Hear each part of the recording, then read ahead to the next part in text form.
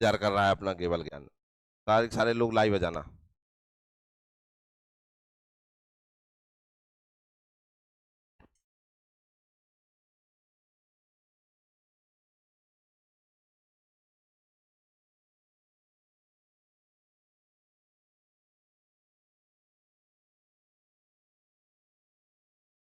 जनजाति पढ़ रहे थे अपन, क्या पढ़ रहे थे?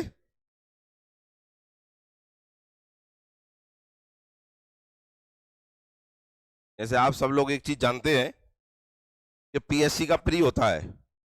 मैं अगर आप लोगों से पूछूं, कुछ नए लोगों को छोड़कर, या जो पहली बार पेपर देंगे उन्हें छोड़कर, और जिन्होंने पेपर दिए हैं उनसे पूछना चाहता हूं मैं कि अगर मैं आपसे कहूं कि पीएससी की किसी को तैयारी करनी है प्री की, तो आप उसे क्या सलाह देंगे कि प्री का, पीएससी का प्री किस लेवल का आता है, कैसे क्वेश्चन आते हैं?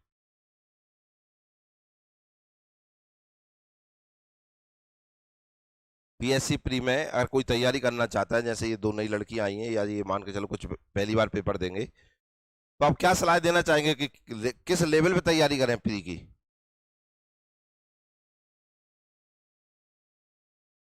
बताएं आप। ये तो मंत्रमुग्ध हो गए मेरी बातों में, शायद कोई आंसर नहीं है। आप नहीं कहेंगे उससे फैक्चुअल पढ़ना, आप ज्यादा ज्यादा एमसीक्यू लगाना हर टॉपिक के, क्या आप ये कहोगे मेन से जैसे पढ़ना? क्या कहोगे? यही है ना मेन, प्री अगर निकालना है किसी को तो आप ये कहेंगे ना, लाल ड्रिल में मत जाए, तू तो क्या कर ले, फैक्चुअल पढ़ ले, पेपर आ जाएगा उस पर। क्योंकि चार ऑप्शन आते हैं, एक क्वेश्चन आता है, चार ऑप्शन रहते हैं, ठीक है, ही तो लगाना है। तू याद मत कर कि वो सब आएगा लिखा, तू एमसीक्यू लगा हर टॉपिक के, तुझे क्वेश्चन मिल जाए बस एमसीक्यू वाले, लग जाएगा फिर प्री। कॉन्सेप्ट है ना ये, सबसे आसान तरीका है ना प्री निकालने का। दुनिया की किताबें ना पढ़ के सीधे के सीधे का एक बार समझो और सारे एमसीक्यू लगाओ, बस जिसके लग गए उसका प्री निकल जाएगा। आप जब बार बार ये ऐसा कर लेंगे ना, बार बार जब पेपर दे रहे हैं और नहीं निकल रहे, लास्ट में जाके आपको यही खुद से ही सलाह मिलेगी। ये प्री निकालना है तो एक तरीका है सीधा, एक बार डिटेल पढ़ो। जैसे मैं आपको क्या पढ़ा रहा हूँ, जनजाति पढ़ा रहा हूँ, डिटेल चल रही है कि नहीं चल रही? इस डिटेल को आप भी पढ़ेंगे घर पे जाके, इसके बाद आप क्या इच्छा रखेंगे, सर सुन लें और हमें क्या मिल जाए, क्वेश्चन मिल जाए। यही है ना प्री। क्या आप ऐसा मेंस में भी सोचेंगे क्या? नहीं, फिर वहां क्या करेंगे, आप बार बार इसी को पढ़ेंगे और लिखेंगे पूरा, तो बदल गया ना कॉन्सेप्ट। हाँ या ना? तो प्री का ये कॉन्सेप्ट जिन लोगों को पहचानने में नहीं आ रहा है, उन्हें दिक्कत आ रही है पेपर निकालने में। तो लगता है वे पहली लाइन से लेकर लास्ट लाइन तक पढ़वे, सर याद होगा हमें, सर याद सुन लो हमसे, उन्हें क्या नहीं आ रहा है, क्वेश्चन लगाना नहीं आ रहा है। क्यों? क्योंकि वे क्वेश्चन लगा ही नहीं रहे हैं। वे तो शुरू से लेकर रामायण कहानी पढ़ देते हैं पूरे का पूरा, सर होगा वो याद। हमें से जब तक क्वेश्चन निकालना सीखेंगे नहीं हम, तब तक पीएससी प्री निकलेगा नहीं। हमने पढ़ी, अब ये कॉन्सेप्ट ही हुआ कि नहीं हुआ? कुछ लोगों को ये एक बार में मिल जाता तो एक बार में ही निकाल देते हैं, और जिन्हें नहीं मिलता है या वे नहीं लगाते हैं तो उन्हें बार बार मेहनत करनी पड़ती है। बाकी तरीका कितना आसान है ये समझ गए आप? समझ में आए ना? आजमा के देखना, आपको मिल सकता है इसमें कुछ।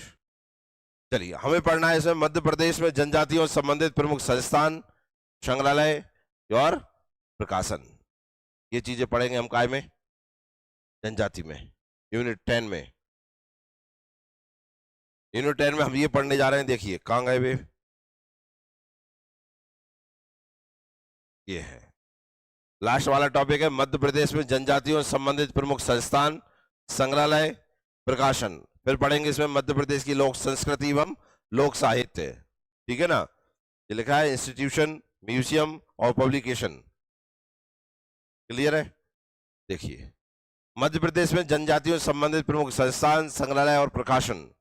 अनुसूचित जनजातियों मतलब एसटी से संबंधित संस्थान, जनजातियों के विकास हेतु विभिन्न विभागों, संगठनों एवं संस्थाओं के माध्यम से आर्थिक, शैक्षणिक, मानव संसाधन क्षेत्र विकास कार्यक्रम संचालित किए जा रहे हैं। राष्ट्रीय तथा राज्य स्तर पर जनजाति कल्याण एवं उनके संरक्षण हेतु कई संगठन एवं संस्थाएं गठित की गई। प्रमुख संस्थान यह संगठन निम्नानुसार है। क्यों बनाए गए हैं? एसटीओ का क्या हो, डेवलप हो, वो आगे बढ़े वो, और उनका उत्थान हो। अब कुछ राष्ट्रीय स्तर पर है और कुछ राज्य स्तर पर है। हम मध्य प्रदेश पीएससी दे रहे हैं, तो कौन से इंपॉर्टेंट रहेंगे हमारे लिए? मुझे लगता है स्टेट लेवल पे जो रहेंगे वो ज्यादा इंपॉर्टेंट रहेंगे हमारे, पर हम देखेंगे दोनों को। तो राष्ट्रीय स्तर का पहला क्या है? राष्ट्रीय अनुसूचित जनजाति आयोग। सब लोगों ने पढ़ रखा है इसे, सब लोग जानते हैं ये कौन सा कमीशन है, national commission on scheduled tribes. Clear है? राष्ट्रीय अनुसूचित जनजाति वित्त और विकास निगम क्या है? वित्त और विकास निगम। राष्ट्रीय जनजाति स्वास्थ्य अनुसंधान संस्थान, अब इसका हेडक्वार्टर इंपॉर्टेंट हो जाएगा आपको, ठीक है ना, अनुसंधान है ना, research. Tribal cooperative marketing development federation of India limited, TRIFED. आपसे डायरेक्ट क्वेश्चन आएगा ट्राइफेड क्या है, ठीक है ना, तो ये फुल फॉर्म पूछ सकते हैं, क्या है? Tribal cooperative marketing development federation of India limited. राज्य स्तरीय देखिए, मध्य प्रदेश अनुसूचित जनजाति आयोग, ये इंपॉर्टेंट हो जाएगा, ठीक है ना, commission. Madhya Pradesh tribal welfare residential and आश्रम एजुकेशन इंस्टीट्यूशन सोसाइटी, आदिम जाति अनुसंधान एवं विकास संस्थान, ये इंपॉर्टेंट है, रिसर्च सेंटर है इसलिए इंपॉर्टेंट है ये। मध्य प्रदेश आदिवासी वित्त एवं विकास निगम, उद्यमी विकास संस्थान, मध्य प्रदेश रोजगार एवं प्रशिक्षण परिषद, इसे कहते हैं मैपसेट। क्या कहते हैं? अब इनके हमको क्या याद करना, देखो ज्यादा कुछ नहीं करेंगे, इनका करेंगे स्थापना और एक करेंगे मुख्यालय, बस। फालतू का कोई मतलब नहीं है, क्योंकि प्री पढ़ रहे हैं अपन, ठीक है ना। इंदिरा गांधी जनजाति विश्वविद्यालय, आप जानते हैं, पता नहीं कितनी बार पेपरों में पूछा जा चुका है। मध्य प्रदेश आदिवासी लोक कला परिषद। राष्ट्रीय अनुसूचित जनजाति आयोग के बारे में सबसे पहले स्टार्ट कर रहे हैं हम, ठीक है ना। कौन सा कमीशन है? एसटी कमीशन है, जनजातीय आयोग। इसका गठन संविधान के अनुच्छेद आर्टिकल 338 एक तहत वर्ष 2004 में किया गया था। ये लाइन सबसे इंपॉर्टेंट है, आपसे पूछेंगे राष्ट्रीय जनजाति आयोग का गठन कब हुआ था? कब हुआ था? दूसरा क्वेश्चन क्या बनेगा? किस आर्टिकल के थ्रू हुआ था? तो क्या आर्टिकल बताएंगे इसमें? 338 का या ए, इसके तहत किया गया था। इसमें एक अध्यक्ष, कितना? एक उपाध्यक्ष और 3 अन्य सदस्य होते हैं। क्लियर है? जिनकी नियुक्ति कौन करता है? राष्ट्रपति करता है। कौन करता है? आयोग के अध्यक्ष, उपाध्यक्ष और अन्य सदस्य 3 वर्ष की अवधि के लिए पद धारण करते हैं। कितने वर्ष के लिए? अब ये इंपॉर्टेंट हो गए कि नहीं? 10 कितने क्वेश्चन बन गए? कितने बने? 6 क्वेश्चन बन गए, 5 बन गए, सबके 5 बने, तेरे 6 बने। मेरी मर्जी, मैं 10 भी बना लूं, सही में है कि नहीं है? कितने अध्यक्ष होंगे जाके? एक अध्यक्ष होता है हमेशा। उपाध्यक्ष कितने हैं? सदस्य कितने? Total member 5। कितने? 5। क्लियर है? कार्यकाल कितने समय का? 3 वर्ष का। गठन कब हुआ? किस आर्टिकल के थ्रू? इन सब की नियुक्ति कौन करता है? ये क्वेश्चन बन गए। समझ में आए कि नहीं आए? कल तक भूल जाए अपन ये। कार्य देखो, अब कार्य मुझे नहीं लगता है कि अपन ने करना है। कार्य कब करेंगे अपन? जब इसका मेंस पढ़ रहे होंगे, ठीक है ना। इसी कार्य को क्या कर दिया जाएगा यहां से? विलोपित, ठीक है ना। आगे देखो, अगला है क्या? राष्ट्रीय अनुसूचित जनजाति वित्त एवं विकास निगम। इसे देखो, जनजातियों के आर्थिक विकास की गति को तेज करने और उस पर ध्यान केंद्रित करने के उद्देश्य से राष्ट्रीय अनुसूचित जाति और अनुसूचित जनजाति वित्त और विकास निगम को विभाजित कर अप्रैल 2001 में जनजातीय मामलों के मंत्रालय के तहत राष्ट्रीय अनुसूचित जनजाति वित्त और विकास निगम की स्थापना की गई। काय की स्थापना की गई? तो क्या मिला यहां से आपको? कब हुई? कब हुई? बस वो काम खत्म। आत्मा पहचान ली इसकी क्या है? अप्रैल में। कब बनी थी आत्मजा? 2001 में। बस इसे कंपनी अधिनियम की धारा 25 के तहत लाइसेंस दिया गया है। कौन सी धारा के तहत? 25। निगम के लिए बनाए गए अधिदेश ऐसे जनजातीय परिवार जिनकी वार्षिक पारिवारिक आय गरीबी रेखा के नीचे रहने वालों से दुगनी है, निगम से वित्तीय सहायता ले सकते हैं। मतलब आपसे पूछेंगे इससे किसके लिए बनाई गई है, तो आप कहेंगे क्या, जनजातियों के लिए बनाई गई है। बस इतना सा ध्यान रखना है। निगम लक्ष्य समूह को कौशल और उद्यमिता विकास के लिए अनुदान के रूप में भी वित्तीय सहायता प्रदान करता है। वित्तीय सहायता संबंध मंत्रालय या राज्य सरकार और केंद्र शासित प्रदेश द्वारा नामित सरकारी एजेंसी द्वारा प्रदान की जाती है। काम खत्म। अगला है, क्या नाम है, ट्राइफेड। क्या नाम है, और ट्राइफेड को देखते हैं। बहुराज्यीय सहकारी समिति अधिनियम 1984 के तहत राष्ट्रीय स्तर के शीर्षस्थ निकाय के रूप में 1987 में tribal cooperative marketing development federation of India limited TRIFED की स्थापना की गई। तो कब स्थापना हुई इसकी, बस काम होगा। कब स्थापना हुई, 1987। किस अधिनियम के द्वारा, बस 84-87, ट्राइफेड की स्थापना कर दी आपने।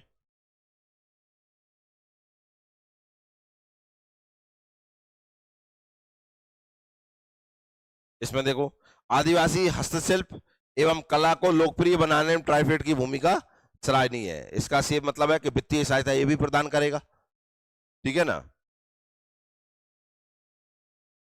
अगला देखो, राष्ट्रीय जनजाति स्वास्थ्य अनुसंधान संस्थान। अनुसंधान संस्थान है किससे संबंधित, राष्ट्रीय जनजाति स्वास्थ्य अनुसंधान संस्थान। क्षेत्रीय जनजाति आयुर्विज्ञान अनुसंधान केंद्र की स्थापना 1984 में नेताजी सुभाष चंद्र बोस मेडिकल कॉलेज जबलपुर में की गई। अब ये इंपॉर्टेंट हो गई आपको लाइन, क्लियर है ना। RMRCT regional medical research centre for tribal अपनी मुख्य इमारत में अप्रैल 2002 में स्थानांतरित हुआ। मुझे नहीं लगता कि अपनी इमारत में कब स्थानांतरित हुआ, ये तुमसे पूछ के वो अपनी इज्जत खराब करेगा, ठीक है ना। वर्तमान में इसका नाम क्या है, राष्ट्रीय जनजाति स्वास्थ्य अनुसंधान संस्थान। वर्ष 2014 में दिया गया इसे। तो अभी आप जो नाम पढ़ रहे हैं, ये नाम कब पढ़ा है इसका, 14 में। स्थापना कब हुई थी, बहुत बढ़िया। जनजाति सलाहकार परिषद, ये तुम्हें क्या देगा, सलाहकार। वर्तमान में भारत के 10 राज्यों आंध्र प्रदेश, तेलंगाना, मध्य प्रदेश, छत्तीसगढ़, गुजरात, हिमाचल प्रदेश, झारखंड, महाराष्ट्र, उड़ीसा, राजस्थान में जनजाति सलाहकार परिषद है। क्या बनेगा क्वेश्चन, कितने राज्यों में। दूसरा, कहां नहीं है, कहां नहीं है तो यहाँ के याद कर लो, बाकी पूरा भारत डर न लगावे। जनजातीय सलाहकार परिषद का गठन भारतीय संविधान की धारा 244(1) के अनुसार 5वीं अनुसूची के अंतर्गत राष्ट्रपति के आदेश पर किया जाता है। सेकंड लाइन इंपॉर्टेंट हो गई। जनजातीय सलाहकार परिषद में किसी भी स्थिति में 20 से अधिक सदस्य नहीं हो सकते, जिनमें लगभग 3/4 लोग राज्य विधानसभा में एसटी के प्रतिनिधि होंगे। तो आप जानते हैं पूरा इंपॉर्टेंट हो गया। यहां से हो जाते हैं काय के स्टार्टअप, मध्य प्रदेश के। अभी काय के पढ़े हमने, अब क्या याद रखना है, ये समझ में आ गया आपको, ठीक है। अब समझाने का नहीं है, रटने का है। समझाने का आने वाला है तो मैं समझाऊंगा। अभी तो केवल जो याद करने लायक कॉन्सेप्ट चीजें वो मैंने आपको बता दी है। पहला है मध्य प्रदेश अनुसूचित जनजाति आयोग, Madhya Pradesh schedule tribe commission. तो आयोग एक सांविधिक व बहुसदस्यीय निकाय है। आयोग में कुल 3 अशासकीय सदस्य होते हैं। कितने, कौन से सदस्य, अशासकीय, जिसमें एक अध्यक्ष और 2 सदस्य होते हैं। मध्य प्रदेश जनजाति विकास आयोग के आयोग के पदेन सदस्य होते हैं। आयोग में एक सचिव भी होता है। आयोग में कम से कम 2 सदस्य अनुसूचित जनजाति के होना अनिवार्य है। आयोग के अध्यक्ष तथा सदस्यों की नियुक्ति राज्य सरकार द्वारा की जाती है। किसके द्वारा, राज्यपाल नहीं लिख रहा, कौन लिख रहा है, राज्य सरकार। आयोग के अध्यक्ष एवं सदस्यों का कार्यकाल, तो ये तो कॉमन हो गया, राष्ट्रीय में भी देख के आए और यहां भी ये तो कॉमन है ना। योग के अध्यक्ष, सदस्य तथा अन्य कर्मचारियों की सेवा शर्तें, वेतन भत्ते व पेंशन का निर्धारण राज्य सरकार द्वारा निर्धारित है। आयोग के अध्यक्ष तथा सदस्य अपना त्यागपत्र किसको देंगे, वहां राष्ट्रपति था, यहाँ कौन है, इसलिए बता रहा हूं कि नहीं तो महाराष्ट्रपति है तो राज्यपाल लगा दो। आयोग अपनी वार्षिक रिपोर्ट किसको सौंपता है, राज्य सरकार को। मध्य प्रदेश आदिम जाति अनुसंधान एवं विकास संस्थान, स्थापना 20 अप्रैल 1954 को हुई थी। क्लियर है। कहा, छिंदवाड़ा में की गई थी। कहां की गई थी, छिंदवाड़ा। मध्य प्रदेश बनने से पहले जो बन गया हो, तो मध्य प्रदेश की स्थापना कब हुई थी, और जे कब बनो? समझ में आया कि नहीं आया? कहां पर? छिंदवाड़ा में। किंतु 10 अप्रैल 1965 में संस्था का मुख्यालय कहां स्थानांतरित हो गया? भोपाल। इंपॉर्टेंट हो गया। कार्य तुम जानते हो क्या होंगे? सर्वेक्षण, अनुसंधान तथा विकास कार्यक्रमों का मूल्यांकन और उनका अध्ययन करना। ठीक है ना?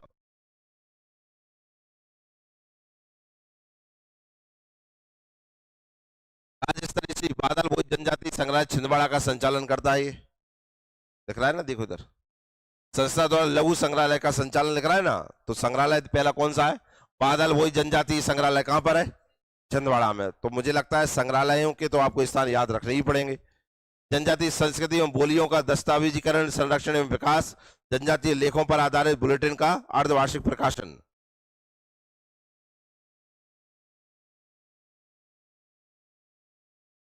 हटाओ। अगला है विशेष पिछड़ी जनजाति समूह प्राधिकरण। देखो ये कौन सी है? हमने देखो जनजाति अलग पढ़ी है, विशेष पिछड़ी अलग पढ़ी है कि नहीं? तो भारत सरकार द्वारा मध्य प्रदेश की 3 जनजाति बैगा, भारिया, सहरिया को विशेष पिछड़ी जनजाति के रूप में अधिसूचित किया गया है। तो इंपॉर्टेंट हो गया ये। बैगा, भारिया एवं सहरिया विशेष पिछड़ी जनजाति के लिए राज्य स्तरीय अभिकरणों का गठन किया गया है। प्रत्येक अभिकरण में इन्हीं जातियों का एक अध्यक्ष तथा 3 अशासकीय सदस्य मनोनीत हैं। विशेष पिछड़ी जनजातियों के लिए क्या किया गया? अभिकरण बनाए गए। ठीक है ना? उनमें क्या है? 3 सदस्य हैं, एक अध्यक्ष है और 3 अशासकीय, मतलब 4 है, एक अध्यक्ष और 3 विशेष पिछड़ी जनजातियों के विकास हेतु योजनाएं बनाने व क्रियान्वयन करने हेतु 11 अभिकरण कार्यरत हैं, जिनका कार्यक्षेत्र 15 जिलों में है। अब कौन कौन से जिलों में है वो देख सकते हैं आप। देखिए, अभिकरण मुख्यालय, उनके कार्यक्षेत्र, मुख्यालय और कार्यक्षेत्र। श्योपुर कला कहां मिलेगा तुम्हें? ये श्योपुर में। क्या चलता है यहाँ पर? श्योपुर, मुरैना, भिंड जिला ये जाएंगे। किसके लिए है जी? सहरिया। सहरिया विकास प्राधिकरण देखो कहां पर है? श्योपुर में है, शिवपुरी में है, गुना में है, ग्वालियर में। गुना में देखो अशोकनगर भी आ जाता है। ठीक है ना? मंडला है, शहडोल है, बालाघाट है, उमरिया है, डिंडोरी है, अनूपपुर है। जिस बेगा के लिए है। किसके लिए है? सहरिया के लिए। कितने पढ़ के आए?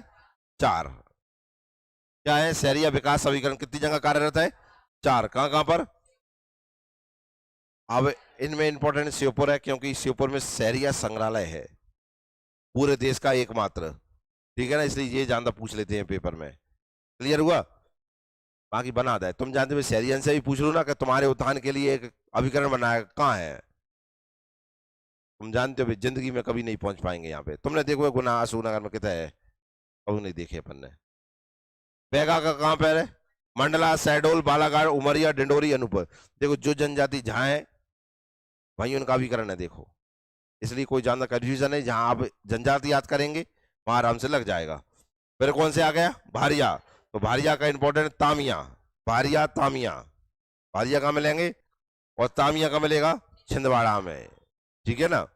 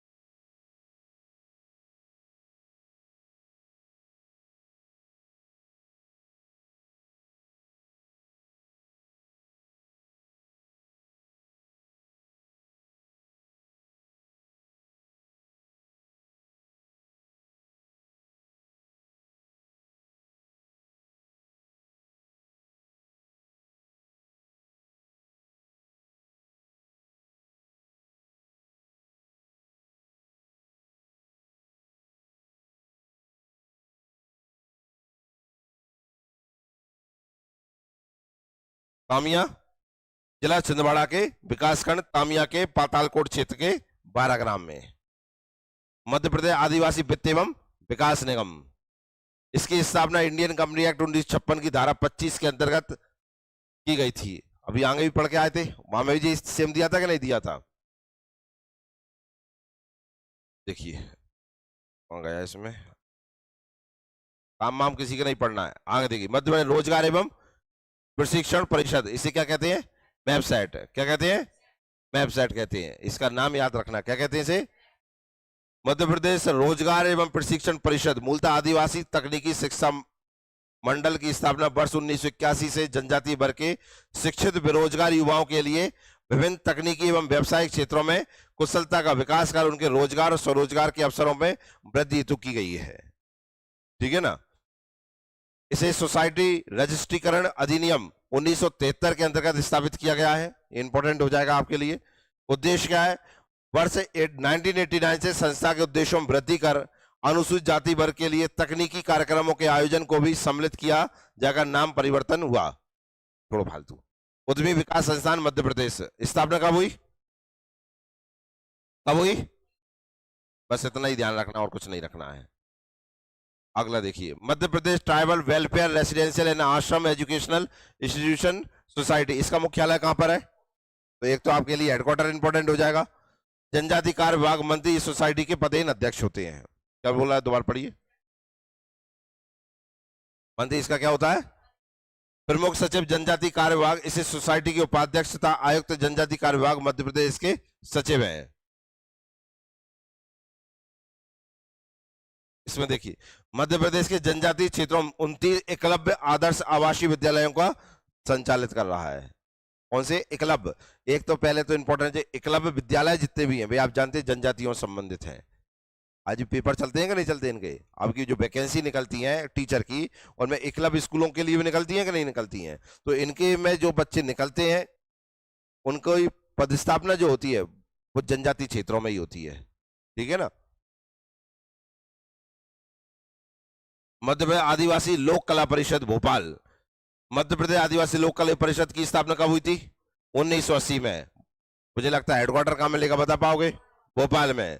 क्या होगा इसमें? मध्य प्रदेश से निवासरत जनजातियों और लोक संस्कृति विषयक सर्वेक्षण, दस्तावेजीकरण, प्रकाशन और समारोह का आयोजन करती है। मतलब ये क्या करेगी? समारोह का आयोजन करेगी। अब इसमें कौन कौन से समारोह है देखिए। तुलसी समारोह, जनजातीय चित्र प्रदर्शनी एवं शिविर कहाँ होता है? खजुराहो में। निर्माण उत्सव, राष्ट्रीय शिल्प मेला कहाँ लगता है? भोपाल में। लोकरंग समारोह कहाँ होता है? भोपाल। महाबोधि सांचो आदि का आयोजन करती है। महाबोधि सांचो मतलब सांची। ठीक है ना? इसके द्वारा चौमासा नामक पत्रिका का संपादन किया जाता है। किसके द्वारा? चौमासा के द्वारा। काय का संपादन किया जाता है? चौमासा का। अरे मूर्खों, कला परिषद द्वारा। इसका ही संपादक कौन है? अब जो इंपॉर्टेंट नहीं होगा, नहीं हुआ होगा सर। अब तुम देख लो तुम्हारे हिसाब से, हमें तो सब समान देखते हैं क्योंकि हमने सारा ज्ञान प्राप्त कर लिया है। मध्य प्रदेश आदिवासी एवं हरिजन कल्याण विभाग, मध्य प्रदेश में वर्ष 1964 में आदिम जाति कल्याण विभाग की स्थापना की गई। वेरी वेरी इंपॉर्टेंट है ये, जिसका नाम बदलकर 1965 में क्या कर दिया?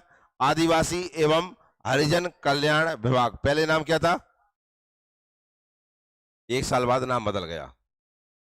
फिर आता है आदिवासी प्रकोष्ठ। अनुसूचित जनजाति के रूढ़िजन्य विधि संहिता 1952 बनाने के लिए उच्च न्यायालय की अनुशंसा पर 9 जनवरी 1984 को आदिवासी प्रकोष्ठ का गठन हुआ। आदिवासी प्रकोष्ठ का गठन मुख्यमंत्री अर्जुन सिंह के कार्यकाल में हुआ था। अब मुझे लगता है कि आप समझ गए कितना इंपॉर्टेंट है। और इसकी प्रथम बैठक कब हुई थी? 1984। इसका अध्यक्ष कौन होता है? मुख्यमंत्री होता है। उपाध्यक्ष विधि एवं जनजातीय मंत्री होता है। इसमें 5 सलाहकार, 8 सदस्य और 1 सदस्य सचिव और 1 सहायक सचिव होता है। कितने होगा? 1 1 8 5 टोटल मिला के। अब समझदार हो तुम। खत्म नहीं हुआ लालो, अभी तो चालू ही नहीं भाव। अभी तो ऊपरी ज्ञान दिया है आपको इसमें। ठीक है ना? अब हम एक एक के बारे में पढ़ेंगे, पूरा का पूरा मेन मेन चीज ही पढ़ाएंगे, टेबल के रूप में पढ़ा देंगे आपको। ठीक है ना भैया? नहीं याद कर लोगे कल?